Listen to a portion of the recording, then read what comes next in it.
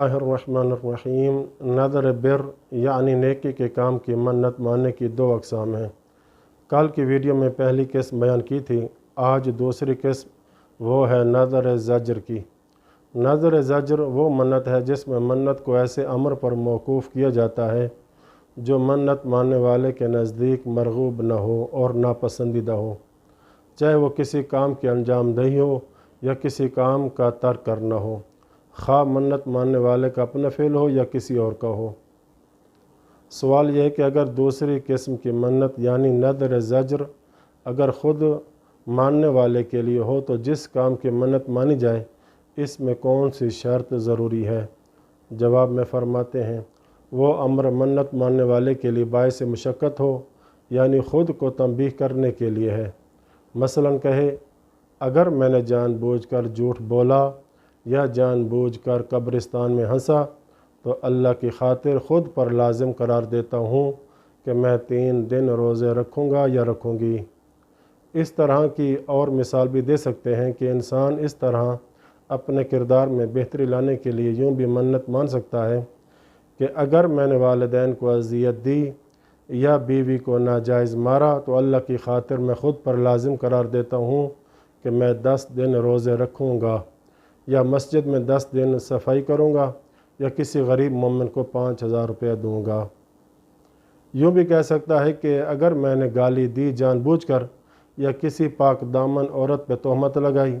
یا مومن پر تہمت لگائی تو میں اللہ کے لیے خود پر لازم قرار دیتا ہوں یا دیتی ہوں کہ 1 مہینہ نماز شب ادا کروں گا یا کروں گی۔ اسی طرح کی بہت ساری مثالیں دی جا سکتی ہیں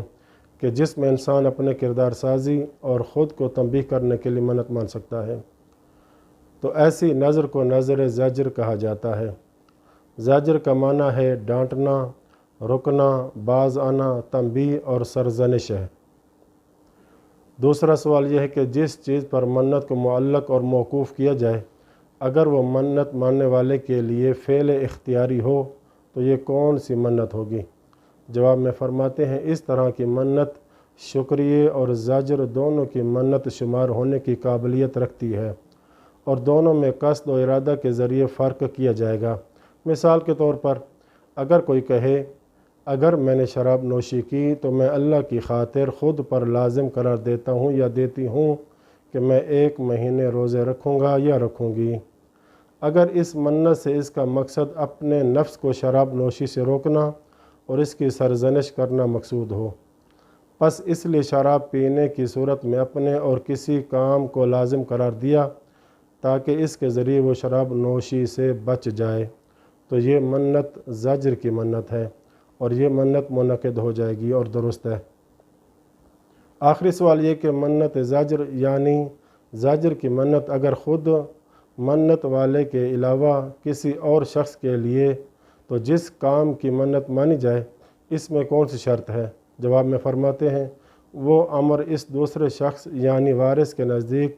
مبغوض اور ناپسندیدہ ہو، جیسا کہ کوئی کہے اپنے وارث کو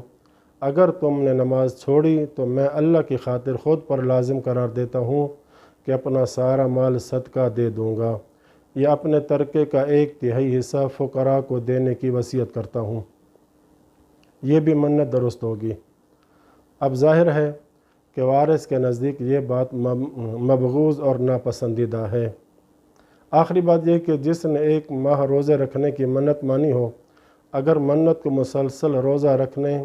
یا وقفے کے ساتھ رکھنے سے مقید نہ کیا ہو تو 30 روزے رکھنا کافی ہے، خواہ وقفے سے روزے رکھے اور ان کو مسلسل رکھنا لازم نہیں ہے، مگر یہ کہ منت مانتے وقت مسلسل روزے رکھنے کا قصد ہو، اس معنی کہ مسلسل روزے رکھنے کے ساتھ منت کو مقید کرے تو پھر لازم ہے کہ مسلسل روزے رکھے۔ وصلی اللہ علی محمد و اہل بیتہ الطاہرین۔